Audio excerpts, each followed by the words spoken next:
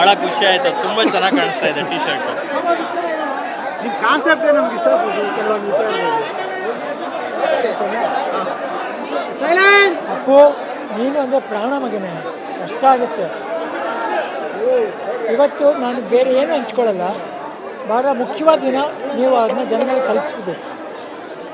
ಇವತ್ತಿನ ದಿನ ಸ್ಫೂರ್ತಿ ದಿನಾಚರಣೆ ಅಂತ ಯಾಕೆ ಮಾಡಬೇಕು? ಇದೇನು ಅಪ್ಪುಗೆ ಕೀರ್ತಿ ಕೊಡೋಕ್ಕ, ಇಲ್ಲ ಅವ್ರಿಗೆ ಹೆಸರು ಕೊಡೋಕ್ಕೆ ಬೇಡ. ಅವ್ರಿಗೆ ಕೀರ್ತಿ ಹೆಸರು ಎಷ್ಟು ಬೇಕು ಎಲ್ಲ ಅವ್ರು ಸಂಪಾದನೆ ಮಾಡಿ ಹೋಗಿದ್ದಾರೆ. ಸ್ಫೂರ್ತಿ ದಿನಾಚರಣೆ ಯಾಕೆ ಅಂತ ಒಂದು ಚಿಕ್ಕದಾಗಿ ನಿಮಗೊಂದು ಉದಾಹರಣೆ ಹೇಳ್ತೀನಿ ಕೇಳಿ.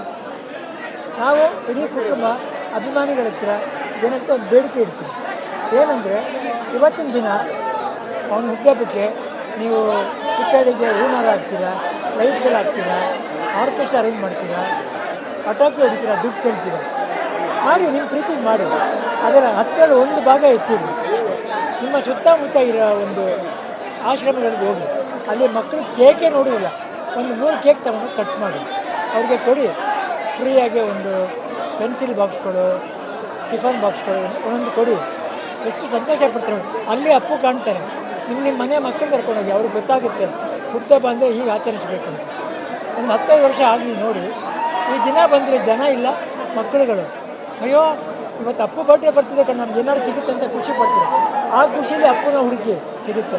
ಅದಕ್ಕೆ ಇದ್ರ ಕೆಲಸ. ಪ್ರತಿಯೊಬ್ಬರು ನಾಳೆ ಈ ದಿನಕ್ಕೋಸ್ಕರ ಕಾಯ್ತಾ ಇರ್ತಾರೆ ಜನಗಳು. ಮಕ್ಕಳಿಲ್ಲ, ಏನು ನಮ್ಗೆ ಏನಾರು ಬರುತ್ತೆ. ಆಶ್ರಮದ ಮಕ್ಕಳು, ಅನಾಥಾಶ್ರಮದ ಮಕ್ಕಳು, ಇವತ್ತು ಪುನೀತ್ ಬರ್ಡೇ, ನಮಗೆ ಸ್ವೀಟ್ ಬರುತ್ತೆ, ಕೇಕ್ ಬರುತ್ತೆ, ನಮಗೆ ಪೆನ್ಸಿಲ್ ಕೊಡ್ತಾರೆ ಅಂತ ಖುಷಿಯಾಗಿರ್ತಾರೆ. ಆ ಖುಷಿಯಲ್ಲಿ ಅಪ್ಪು ಸಿಗ್ತಾನೆ. ಅದು ನಿಮ್ಮಿಂದ ಆಗಬೇಕು, ನನಗೆ ನಿಮ್ಗಳಿಂದ ಆಗಬೇಕು. ನಿಮ್ಮ ಮನೆ ಮಕ್ಕಳು ಕರ್ಕೊಂಡೋಗಿ ಮಾಡಿ. ಆ ಮಕ್ಕಳಿಗೆ ಗೊತ್ತಾಗುತ್ತೆ, ಬೆಳೀತಾ ಬೆಳೀತಾ ನಾವು ಕೊಡಬೇಕು ಅಂತ. ಜನಗಳಲ್ಲಿ ಒಂದು ಒಳ್ಳೆ ಭಾವನೆ ಹುಟ್ಟುತ್ತೆ, ಸೇವೆ ಮಾಡಬೇಕು, ಇನ್ನೊಬ್ಬರಿಗೆ ಕೊಡಬೇಕು ಅಂತ. ದಯವಿಟ್ಟು ಇದನ್ನ ಆಚರಿಸ್ಬೇಕು. ಈ ಥರ ಆಚರಿಸಿ.